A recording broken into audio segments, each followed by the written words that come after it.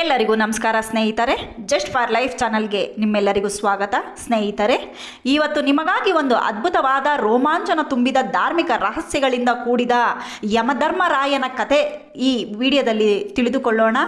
ಭಾರತದಲ್ಲಿ ಕೆಲವೇ ಕಡೆಗಳಲ್ಲಿ ಮಾತ್ರ ಇರುವ ಯಮ ದೇವಾಲಯ, ಅಂದರೆ ಮರಣದ ದೇವರಾದ ಯಮಧರ್ಮರಾಜನಿಗೆ ಸಮರ್ಪಿತವಾದ ದೇಗುಲ.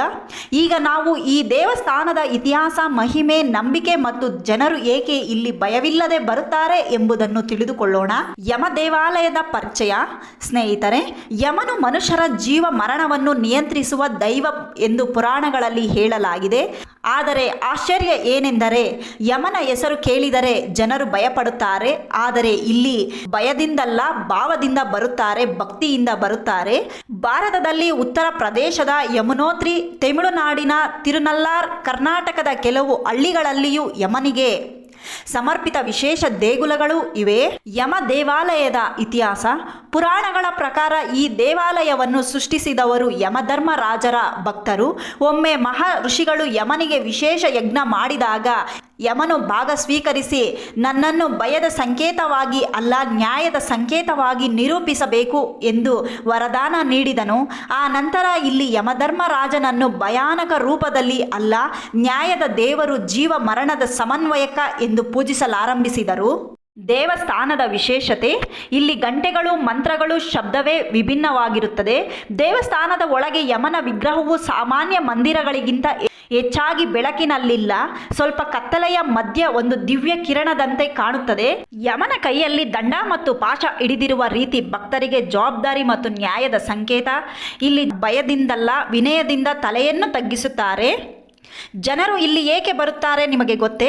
ಜನ ನಂಬಿಕೆಯ ಪ್ರಕಾರ ಮರಣ ಭಯ ದೂರವಾಗುತ್ತದೆ, ಕುಟುಂಬದ ಆರೋಗ್ಯ ಕಾಪಾಡುತ್ತದೆ, ದೋಷ ಪಾಪ ನಿವಾರಣೆಯಾಗುತ್ತದೆ, ಶನಿದೋಷ, ರಾಹುಕೇತು ದೋಷ ಇರುವವರಿಗೆ ವಿಶೇಷ ಲಾಭವಾಗುತ್ತದೆ, ಅಪಘಾತಗಳು, ಅಕಾಲಿಕ ಮರಣದ ಭಯ ಕಮ್ಮಿಯಾಗುತ್ತದೆ.